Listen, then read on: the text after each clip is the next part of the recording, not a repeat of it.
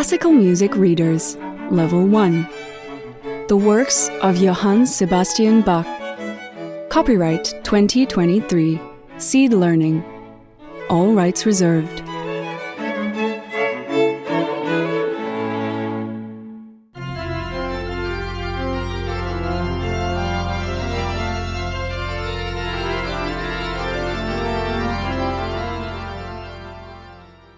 Who was Johann Sebastian Bach? Bach came from a very musical family. It is no surprise that he loved music. His father was a court musician in Eisenach, which is part of Germany today. Other members of the Bach family worked there as musicians long before Johann Sebastian Bach was born in 1685. Bach lost both his parents when he was just 10 years old. He moved in with his older brother, Johann Christoph Bach, who taught him to play the organ. Playing the organ was a skill that helped Bach find jobs as he got older. Bach became the organist to the Duke of Arnstadt. At the Duke's court, there was a church with an organ. Bach wrote many of his great organ works at this time. He became very famous as an organist and was invited to play in other big churches and to give advice on how to build organs. In 1714, the Duke made Bach his concertmaster, a job that paid more money. Bach had to write music for churches, but in 1717, he was given a job in the town of Cothen, where he would make even more money. The Duke was angry and did not want him to go, but Bach left anyway.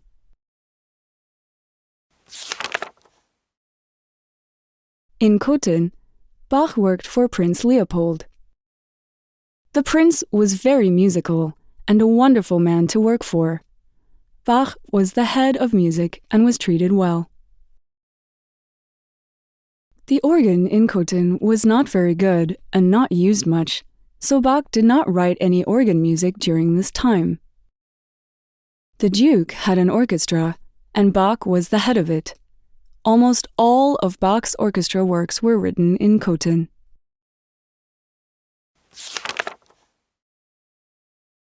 After Bach died in 1750, no one really listened to his music for 50 years. Luckily for music lovers around the world, in the 1800s, people became interested in Bach again. Many of his works were printed after he had been dead for more than 100 years.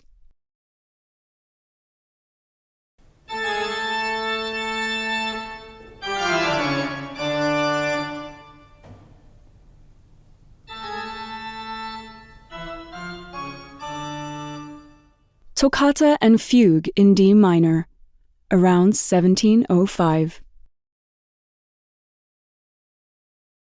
The Toccata and Fugue in D minor is Bach's most well-known work. It is one of the most famous pieces of Baroque organ music ever written. Most people know the piece from the first note, even if they can't name the composer or title.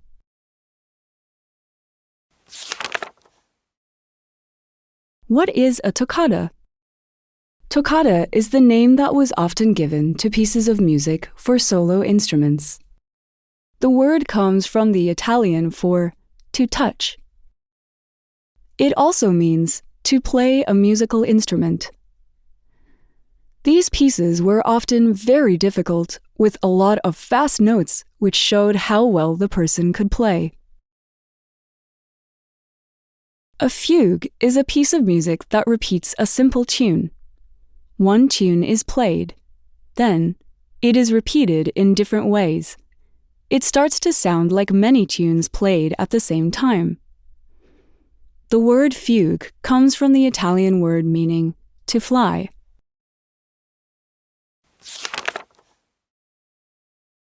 The Toccata and Fugue in D minor was written in the early 1700s. But the piece was not well known because there was only one written copy of it. Finally, the musician Mendelssohn, who loved Bach's music, got the piece printed in 1833.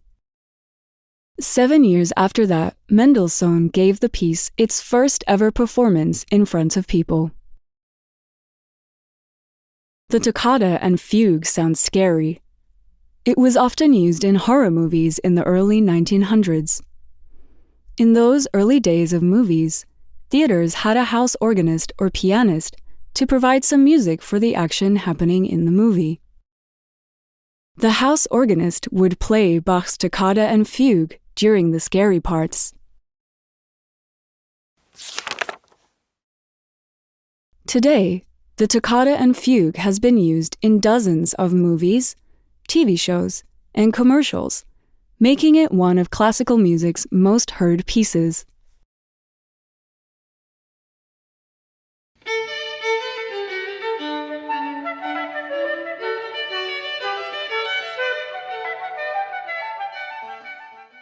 Brandenburg Concertos, 1721.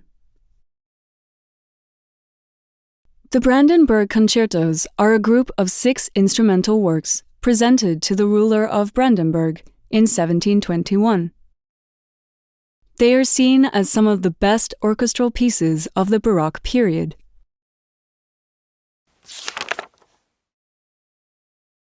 What is a concerto?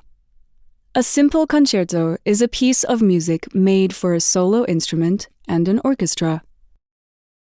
The word concerto is an Italian word that means agreeing or playing together.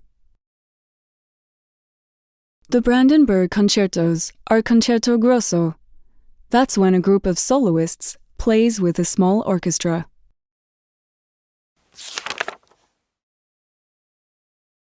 In Concerto No. 1, there are so many soloists that the group is almost like a small orchestra. In that piece, Bach created solo parts for 1 violin, 3 oboes, 1 bassoon, and 2 horns. The second concerto of the set has a high trumpet solo as well as solos for flute, oboe, and violin. Concerto No. 3 has 3 of each violins, violas, and cellos. Soloists in the 4th concerto include 2 flutes and a violin, and in the 5th, a flute, a violin, and a harpsichord. Concerto No. 6 is the only piece in the group to have no violins at all. Instead, it shows off other stringed instruments. The Brandenburg Concertos are enjoyed by music lovers because all the instruments get the chance to shine.